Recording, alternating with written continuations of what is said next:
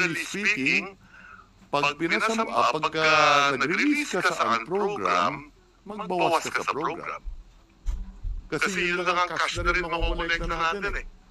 Halimbawa, sa taong ito, ang alam na in 2026, tinitiyak ko hindi lalampas sa 5 trilyon ang makukolekta natin hanggang doon lang. Pero ang gagastusin natin more or less 6.6. Uutangin natin yan. Diba? Okay. Kaya hindi pwedeng dagdagan yung kundi lalaki yung uutangin natin. Secretary, yes, masasagot yung tanong ni Senator Lacson. Paano na-access nung congressman?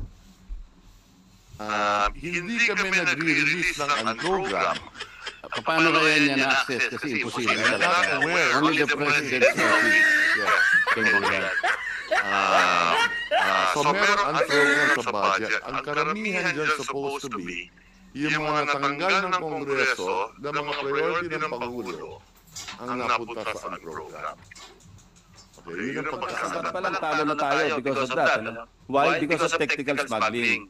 Because we're not automated. While China is automated, fully automated, tayo hindi. So baka pwedeng alisin niyo yung manual sa PhilJets na sinasabi ninyo. Diretso lang puro electronic because I'm a strong advocate of digitalization. Na pagdating sa procurement, even in the budgeting process. Para mawala talaga. Kasi in this day, modern day and age of information and communication technology, huwag na tayo mag-manual. Yes, Mr. Chair and Senator. Pwede bang eliminate yung manual part? Actually, sir, under RA 1209, yung Government Procurement Act, mandatory po tayo na gamitin yung features ng modernized PhilJets. But the agencies has 3-year transition to do that. But what we're doing po in PhilJets is for the agencies not to use na po yung luma, the 1.5, which is what they've been using to post the notices. Kasi yung nandun po sa 1.5, yung electronic bulletin board, yun po yung ginagamit nila. Hindi pa po sila gumagamit. Hindi pa po sila nagta-transition dun sa features po ng PhilJets. So what we're doing right now is we're already announcing na i-shutdown na po namin yung 1.5 for them to be able to migrate already to 2.0 and for everybody to use already the e-bidding facility which can be used from pre-procurement planning stage up to contract implementation. Ito po e-bidding, ito po yung i-connect doon po sa BTMS na dinidevelop po ng DBM na part po siya ng buong IFMIS namin. Kaya po kasama yung from budget execution up to payment and disbursement and contract implementation. Hindi ba pwedeng shorten natin yung 3-year transition sa 1 year or 1.5? Kasi by the time wala na si Secretary Mina doon, baka pasakit na sa Senate yan. Hindi po. Sir, ano po, yun yung maximum number of years but we will shorten it, Mr. Chair. Yes, sir. Isi-shorten po namin. Kaya nga po yung 3 years po kasi started this year. Supposed to be 3 years pa po. Pero this year pa lang po, nag-a-announce na po kami na we will be shutting down the 1.5 para po gradual po, lumilipat na po sila doon po sa 2.0. Thank you very much. Thank you, sir. Ma'am.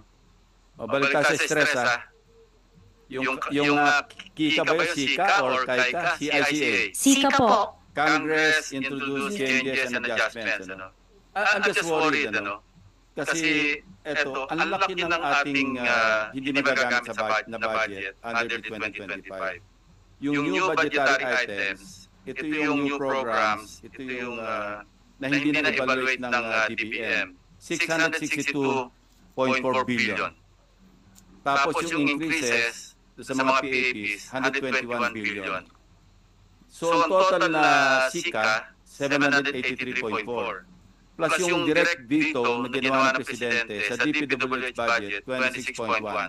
Ang total ng pati yung, isasama mo pa yung for issuance of SARO, yung PISARO, 757.3. So, ang total niya, 783. So, malamang sa hindi, unused appropriations ito. Hindi po ba? Magiging unused. Apo. Yes po, kung hindi na po to i-request ng mga agencies. And then a big portion na rin din po naman of this amount are infrastructure projects po na may 2 years validity po. So, but depende po sa ahensya if they will still request yung mga bagong programa na nasama po sa General Appropriations Act, Mr. Chair. But yes po, I agree po. Pag hindi po nila ni-request, mawawala na din po. Yung program ng national government. Yes po. Tatamaan. Opo. Pero masaya po si Secreto doon dahil bababa po ang deficit namin. Yun sa total yun, no? Pero yung sa flood control lang, ang total niya nasa mga 165 billion. Maybe it's good, maybe it's not. Ano? Kasi kung mga flood control na nasa first, nasa Bulacan First Engineering District, mas maganda na lang huwag yung release to. Po, more or less po, because ang total po ng lahat ng flood control projects under the Department of Public Works is 346 billion pesos under the General Appropriations Act 2025, Mr. Chair. Yung unprogrammed appropriations, ano ba policy natin dito? Na-explain na ni Secretary Recto, no? I-compensate pag nag-release sa unprogram, babawasin naman sa regular budget. Pero sa akin, di ba parang unfair yun kasi yung regular item sa budget, ito yung na-bet eh. Yeah. Kasi there are parameters, there are requirements. No? Yung merong excess revenue collection, merong accompanying revenue measure, tapos doon sa yung approved loans sa foreign assisted. Ang ginawa ng Congress, yung last 2024, kaya nagka-loko-loko, pati PhilHealth, saka yung tawag dito, DepEd, napakailaman because nagdagdag sila ng dalawang special provisions. One, sinabi GOCC.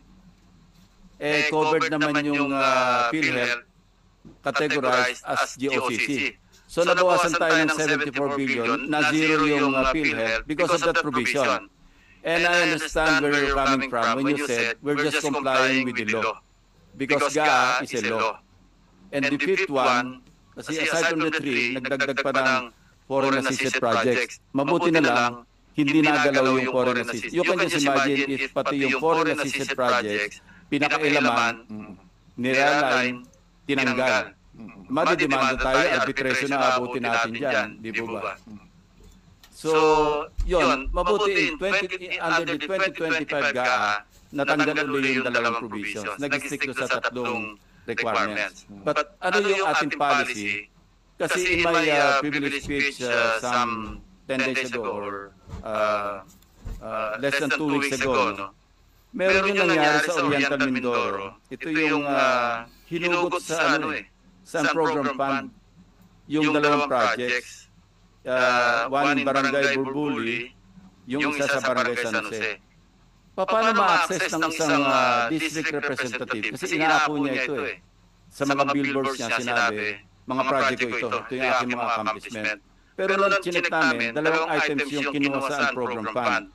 And from, what I understand, pagdating sa special purpose fund, na nandun yung program appropriations, hindi basta-basta ma-access to ng isang congressman. Presidente lang ang pwede mag-augment. Kasi kung meron for some reason, kulang yung budget sa isang item under the regular budget, the President is authorized to, pull out from the program fund at i-augment yung budget. Pero but not, so what happened here? Yung flood control project sa Barangay Burbuli, and Barangay San Jose in Auhan na nakakuha masyadong malakas yata, masyadong influential yung kumuha nito. Tapos substandard pa. So what is really the policy of the national government when it comes to unprogrammed appropriations?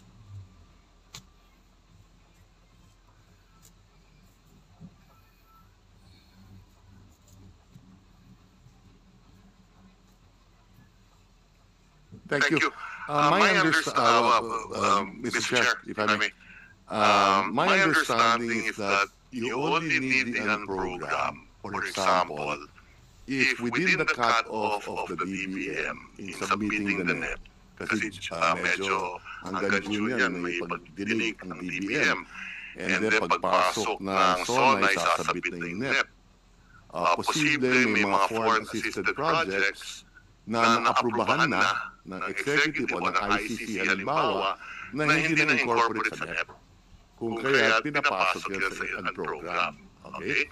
Ang mali, yung halimbawa in 2024 or in 2025, meron nabilang na yung revenue niya sa program. Yung foreign assistance, nabilang na yan. Linipat sa ang program na priority ng Pangulo halimbawa. You know, we were together in the previous congresses, di ba? Yes. Never tayo naka-encounter na nire-align from regular budget to program. Never tayo naka-experience. But this time around, under the, I think, 19th Congress, ginagal nila eh. From program, nilipat sa regular. From regular, nilipat sa program. Ano po ba yung motibo doon? To confuse? Correct. Hindi naman po. Palagay ko, it's a fight for fiscal space. Having said that, pag lilipat mo sa program, dumodoble yung deficit mo. Kasi binilang na natin yung revenue eh. And that's why my statement earlier is that, generally speaking, pag nag-release ka sa program, magbawas ka sa program. Kasi yun lang ang cash na rin makukolekta natin eh. Halimbawa, sa taong ito, ang alam na in 2026, tinitiyak ko hindi lalampas sa 5 trilyon ang makukolekta natin hanggang doon lang. Pero gagastusin natin more or less 6.6. Uutangin natin yan. Diba? Okay. Kaya hindi pwedeng dagdagan yung kundi lalaki yung uutangin natin. Secretary, yes, masasagot yung tanong ni Senator Lacson. Paano na-access nung congressman? Hindi kami nagre-release ng program. Paano kaya niya na-access? Kasi imposible talaga. Only the President's office Yes. can do that. So meron ang program sa budget. Ang karamihan dyan supposed to be yung mga natanggal ng Kongreso na mga priority ng Pangulo ang napunta sa program. Okay, yun ang pagkaalam ko.